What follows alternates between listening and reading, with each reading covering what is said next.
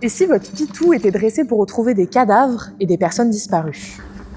Je trouve ça gratifiant de pouvoir aider les familles puis de leur donner un autre espoir.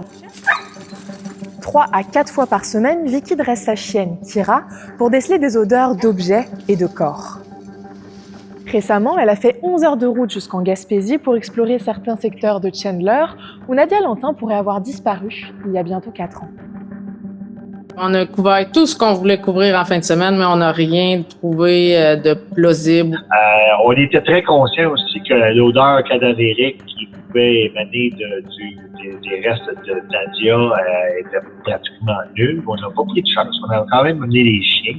Mais on voit jamais ça comme du négatif. On se fait juste se dire que ces terrains-là ont été couverts, ce qui veut dire que Nadia est pas là. L'enquête peut continuer à suivre son cours. Donc, quand on ne trouve pas, c'est pas grave, parce que le chien, lui, on va faire de l'entraînement. Ça sera juste un plus, un boni de trouver.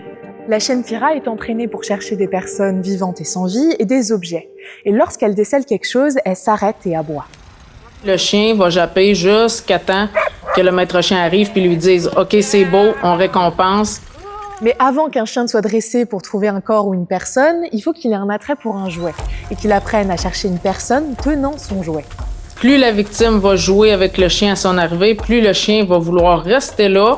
Puis après ça, on va intégrer l'aboiement à la source. Après ça, sa maîtresse ajoute de la difficulté, de la distance ou sous terre. C'est pas si compliqué que ça. C'est beaucoup de travail, c'est beaucoup de constance, mais c'est vraiment, des petites étapes tranquillement, pas vite. Le dressage, l'entraînement et les recherches, ce sont des choses que Nadia et son équipe font bénévolement.